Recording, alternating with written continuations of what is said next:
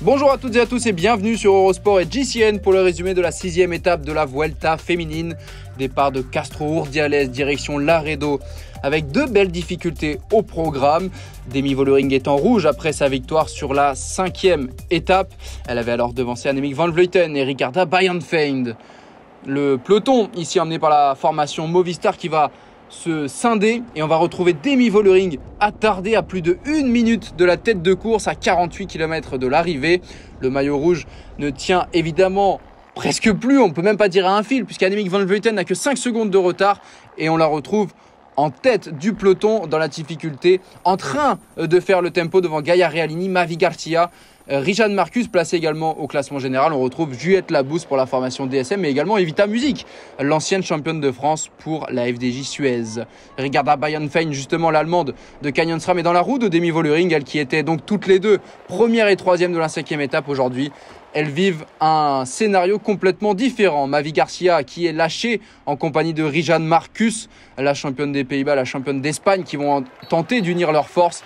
Et devant, ça roule fort avec Erika Magnaldi, deux Françaises, en la présence donc de Labous et de Evita Music. Les écarts 50 secondes pour le groupe Garcia Marcus, 1,45 pour le groupe maillot rouge de Demi Vollering qui elle-même fait la descente en tête. Et c'est elle-même qui va faire les efforts pour tenter de réduire l'écart. Annemiek van Vleuten profite de chaque opportunité pour accélérer. La voici partie. Annemiek van Vleuten seule, la championne du monde. C'était à Wollongong en fin d'année dernière.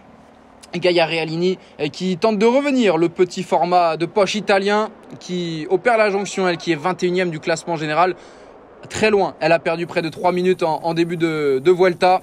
Demi Vollering qui reprend une à une les concurrentes et qui va former un groupe de contre. On voit ici Garcia et Marcus qui sont reprises. Marlene Reusser pour la formation SD Works toujours présente. Et pourtant c'est bien Demi Vollering elle-même qui roule en tête de peloton. Erika Magnaldi en compagnie de Juliette Labous. Ce groupe est à 30 secondes de la tête de course. 43 désormais alors qu'on passe au sommet de Campo El Hayal. Deuxième catégorie, Annemiek van Vleuten en pilotage automatique avec Gaia Realini bien posée sur le porte-bagages. Les trois concurrentes de contre avec donc deux Françaises à 42 secondes. Le peloton à 1 minute 41. Les écarts qui vont se réduire puisque le groupe maillot rouge qui avale le trio de contre n'est plus qu'à 1 minute 10 à 8 km de l'arrivée. C'est évidemment trop court pour aller chercher la victoire face à Annemiek van Vleuten et Gaia Realini. Demi Vollering qui appelle un petit peu d'aide auprès de ses équipières mais aussi des concurrentes. Évidemment là il y a le feu au lac si on veut espérer quelque chose au classement général car il ne restera plus qu'une étape, celle des lacs de Covadonga le dimanche. La flamme rouge entre Van Vleuten et Realini. Est-ce que la petite italienne va pouvoir surprendre la championne du monde néerlandaise? Le sprint est lancé. Van Vleuten, on sait, fait un effort très long. Va-t-elle pouvoir résister? Gaia Realini qui semble bien partie. Le punch peut-être de Realini face à Van Vleuten. La force. Attention jusqu'au bout, jusqu'à la ligne. Realini face à Van Vleuten. Attention, il faudra peut-être la photo finish pour départager les deux concurrentes. Alors que le peloton, si on peut l'appeler comme ça, puisqu'elles ne sont à peine 20, va en terminer avec un retard tout juste d'1 minute, 1 minute 04. Et c'est Los Aderest, la néerlandaise de la FDJ Suez, qui passe la ligne en première, en troisième du coup de l'étape. Et la victoire pour Gaia Realini, qui vient ici chercher un succès de prestige.